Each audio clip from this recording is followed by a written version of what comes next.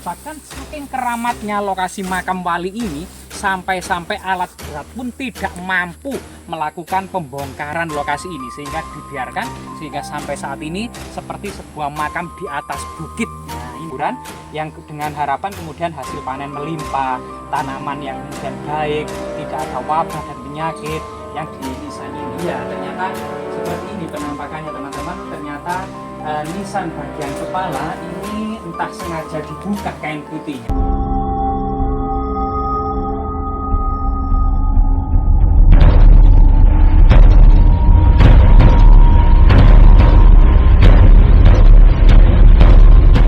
Abad ke-13 merupakan sesuatu yang sangat istimewa bagi peradaban yang ada di Nusantara, karena tumbuh dan berkembangnya kerajaan Majapahit di Jawa Timur seiring dengan tumbuh dan berkembangnya Kesultanan Samudra Pasai di ujung utara Pulau Sumatera. Jadi hal ini memiliki kajian yang sangat unik, terutama dalam kajian multidimensi. Di belakang kita diduga ada semacam makam keramat, makam seorang wali yang ternyata di dalamnya itu penuh dengan tinggalan-tinggalan megalitik, kabuyutan, bahkan jejak-jejak kemudian umpak batu atau hal-hal yang berhubungan dengan masa Karesian ya, masa Kasogatan maupun Kasaiwan. Nah, di sini coba kita bersama-sama akan kemudian mengungkap dan menyibak satu persatu tinggalan yang ada di lokasi ini.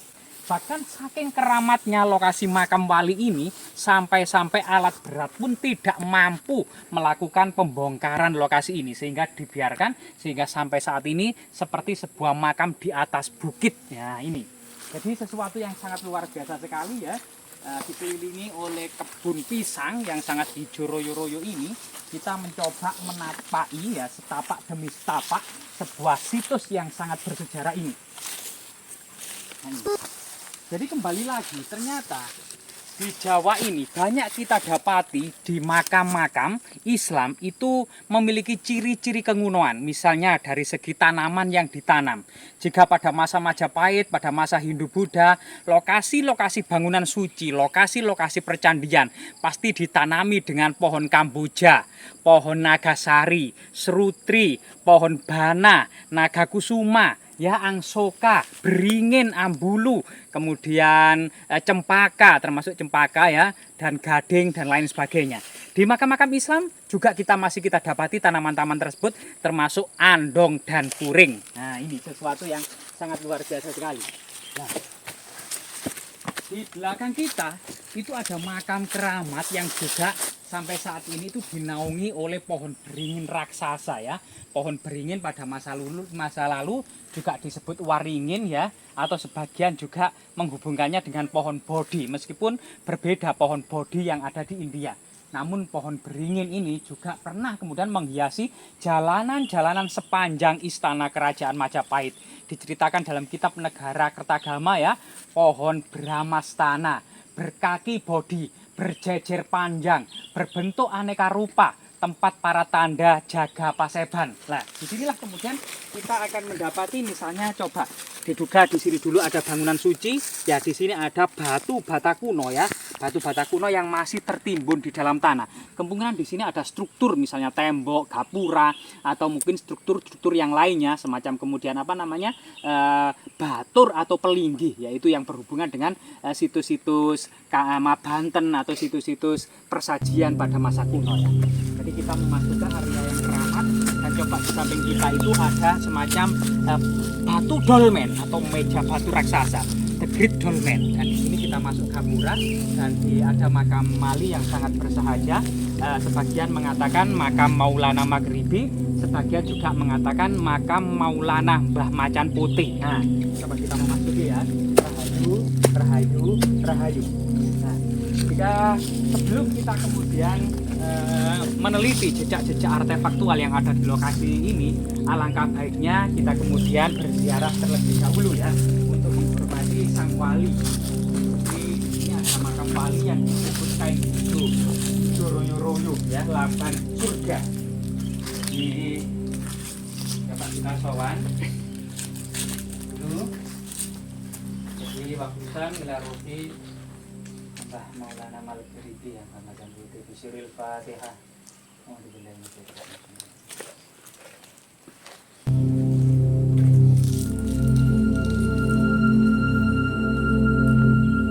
Iya, coba kita tinjau dari segi artefaktual yang ada di nisan ini. Ya, ternyata seperti ini penampakannya teman-teman. Ternyata nisan bagian kepala ini entah sengaja dibuka kain putihnya atau entah sebab apa ya, berbentuk seperti batu alam tapi mirip dengan gunungan.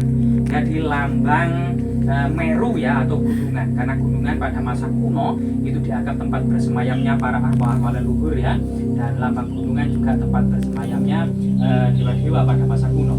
Dan saat ini memang sebuah situs kesenambung ini ada upak batu, di sini ada balok-balok batu candi.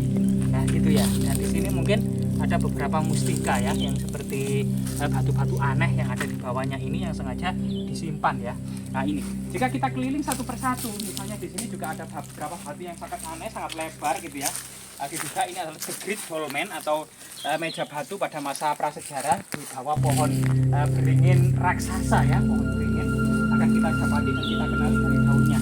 Ini merupakan daun beringin ya, yang biasanya tumbuh di tempat-tempat keramat, kemudian di makam-makam sampai saat ini, atau di perjanjian pada masa kuno ya, dan di bangunan suci, baik itu masa prasejarah, masa kuno maupun saat ini hingga perubahan budaya masa peradaban Islam saat ini ya. Dan di sini juga ada pohon beringin anggur yang akarnya juga luar biasa besar, dan di bawahnya juga kita dapati semacam menhir atau tubuh batu ya, menhir atau tubuh batu. Dan ini yang paling keramat ya, kalau batu candi. Dan ini batu yang misterius ini bagian dari semacam pemujaan Linggayoni ya, lambang Linggayoni. Kemungkinan di sini ada lingganya pada masa lalu ya, dan di sini kemungkinan adalah simbol dari Yoni ya. Nah, di sini ada jejak-jejak peradaban kuno tersebut.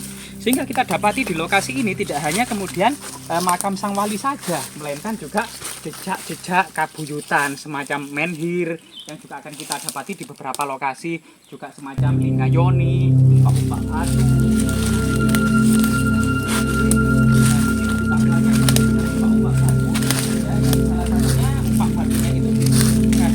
Atau meja batu. Di sini ada 6 buah upak batu. Nah, upak batu ini adalah landasan dari mandapa, cungkup ya, semacam asrama. Sehingga kemudian sebuah kesinambungan ini juga luar biasa. Sebuah kesinambungan ya di lokasi ini dahulunya juga pernah disucikan, semacam menjadi pemujaan masyarakat kabuyutan. Kemudian pada masa kuno diduga ada semacam pertapaan gitu ya. Kemudian persajian dan pemujaan. Pada masa kuno diduga lokasi ini menduduki 4 fungsi sekaligus: pertapaan, asrama, kadewaguruan, pemujaan, dan persajian. Jika kita lihat ke artefak-artefak yang lain, tadi juga ada beberapa makam yang juga keluarga dari makam wali yang memiliki batu-batu yang sangat unik ya. Jadi batu-batu kipi yang besar yang menyerupai kemudian gunungan, ya makara dan lain sebagainya. Jadi batu-batu ini sungguh-sungguh luar biasa. Semoga yang dimakamkan ini mendapatkan kedudukan yang tinggi di sisi Allah ya. Bismillahirrahmanirrahim. Fatihah. Nah, yang menarik juga di sini teman-teman, di sini ya, di atas ini juga banyak sekali balok-balok batikan. Umpak-umpaknya juga beragam. Jadi ada umpak-umpak kecil, umpak-umpak sedang, ada balok-balok batu candi. Di sini juga diduga ada semacam cungkup bangunan suci ya, yang kecil seperti kemudian pura yang ada di Bali, bagian bawahnya saja, kemudian atapnya terbuat dari ijuk, dari kayu gitu ya. Nah di sini ada lumpang kecil ini juga sangat-sangat luar biasa sekali ada di sini, yang menjadikan bahwasanya lumpang kecil ini bukan lumpang untuk menumbuk biji-bijian, bukan lumpang untuk menumbuk padi, bukan lumpang untuk menghaluskan rempah-rempah dedaunan, melainkan diduga lumpang ini merupakan bagian dari ritual persajian dan perdupaan ya. Jadi ini merupakan lumpang dalam fungsi magis dan sakral yang berhubungan dengan pemujaan sebuah bangunan suci. Bukan lumpang pada umumnya ya, semacam fungsinya profan untuk kemudian menumbuk makanan gitu ya. Tapi ini diduga lumpang ini adalah lumpang persajian karena bentuknya sangat luar biasa sekali, dari batu yang sangat keras, batu andesit dengan lubang yang sangat presisi ya. Entah seperti apa masyarakat dahulu bisa kemudian melubangi batu-batu keras ini dengan sesuatu yang halus dan presisi ya. Mungkin kamera bisa di zoom. Dan ini ada balok-balok batu candi yang sangat besar ya, dan yang sangat unik dan menarik tiada duanya teman-teman, yaitu batu ini. Jika ketika dilihat dari sana, batu ini malah seperti palus ya, atau seperti penis ya, yaitu alat kelamin laki-laki yang berdiri tegak. Yang ini juga berhubungan dengan menhir atau lingga. Lingga dalam arti visual atau lingga yang benar-benar ya, seperti penis itu sendiri. Karena lingga sebenarnya lambang penis. Sehingga kemudian lingga pada masa peradaban kuno ini menduduki fungsi ya sebagaimana fungsi kesuburan, yaitu lambang penis yang dipuja sebagai kesuburan, yang dengan harapan kemudian hasil panen melimpah, tanaman yang kemudian baik, tidak ada wabah dan penyakit. Yang kedua adalah sebagai lambang dewa Siwa dalam artifisial ya, sebenarnya yaitu penis itu sendiri yang biasanya berpasangan dengan lingga. Kemungkinan lingganya tadi di lokasi yang tadi yang kita sebutkan tadi merupakan pemujaan dan unsur-unsur yang bersifat Siwa ya, Siwa atau pemujaan Siwa dan Parwati dalam sebuah lingga yoni. Nah, dan yang ketiga, penis sendiri selain lambang kesuburan juga lambang kekuatan dan kekuasaan dari seorang raja. Jadi penis ini sesuatu yang memiliki arti-arti filosofinya pada masa kuno ini banyak ya, termasuk yang ketiga tadi yang kita sebutkan. Jadi banyak sekali kemudian artefak yang di sini. Nah, di sini ada bongkahan batu bata kuno. Nah, jadi bongkahan batu bata kuno di sini dengan ketebalan sekitar 3 cm ini diduga batu bata ini periode dibuat masa Singosari atau Majapahit, sehingga diduga memang situs ini situs yang berhubungan dengan permujaan, persajian, pertapaan maupun asrama Dewa Guruan pada masa kerajaan Majapahit. Diduga bukan di dalamnya kemungkinan juga ada semacam struktur batu bata kuno ya, yang memang saat ini memang tertutup karena memang di sana kita tahu bahwa di sana ada bukit yang sangat tinggi. Kemungkinan bukit-bukit indah yang di sana itu pada masa lalu juga mengalami erosi yang menimbun struktur batu bata yang ada di sini.